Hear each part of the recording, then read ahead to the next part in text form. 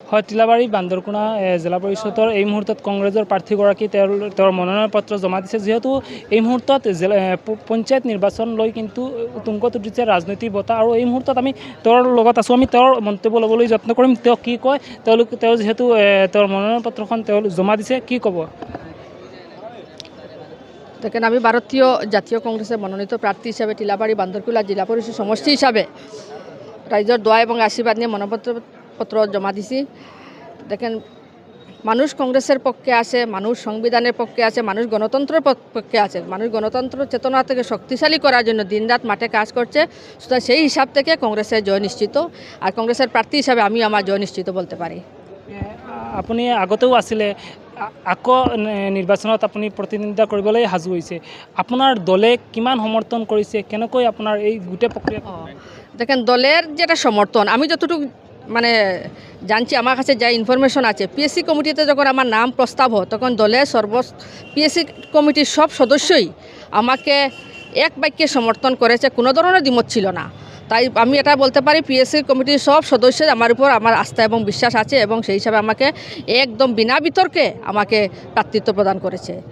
বিশেষকৈ এগৰাকী প্ৰাৰ্থীৰ পিছফালে থাকে কিন্তু এইসকল সমৰ্থকসকল। যদি এইসকল সমৰ্থক নহয় তেনেহ'লে প্ৰাৰ্থীগৰাকী আগফালে যদি যাব নোৱাৰিব। এই মুহূৰ্তত আমি প্ৰাৰ্থীৰ লগত অহা যিসকল সমৰ্থক আছে তেওঁলোকৰ মন্তব্য ল'বলৈ যত্ন কৰিম।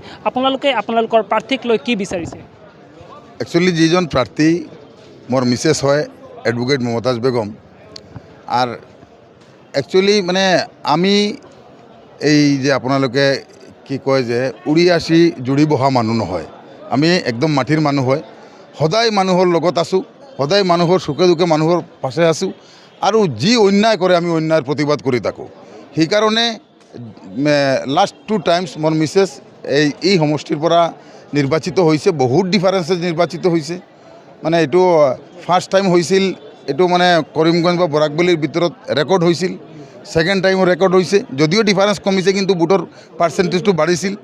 আৰু এই যিটো বুট হ'ব, আৰু এইটো আমি আশাবাদী যে মানুহে বা ৰাইজ আমাৰ লগত যেনেকুৱা আছে, যেনেকুৱা মানুহৰ লগত ৰাইজৰ লগত মোৰ উঠা বহা আছে, চলাফিৰা আছে, তেওঁলোকৰ যিটোৰ পৰা মানে যিটো মানে মানুহৰ মত পাইছোঁ, ইনফৰমেশ্যন পাইছোঁ, আমি কাষ্টিং বুটৰ 80% আমাৰ মিছেছৰ পক্ষত থাকিব।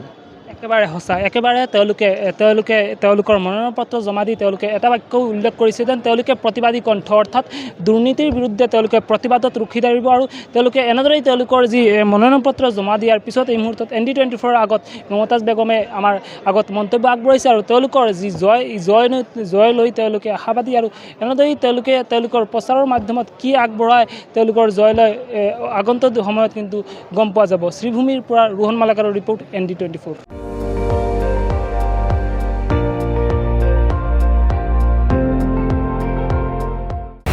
আপুনি চাই আছে ND24, সৰ্বশ্ৰেষ্ঠ নহয়, সৰ্বোত্তমৰ দৌৰ।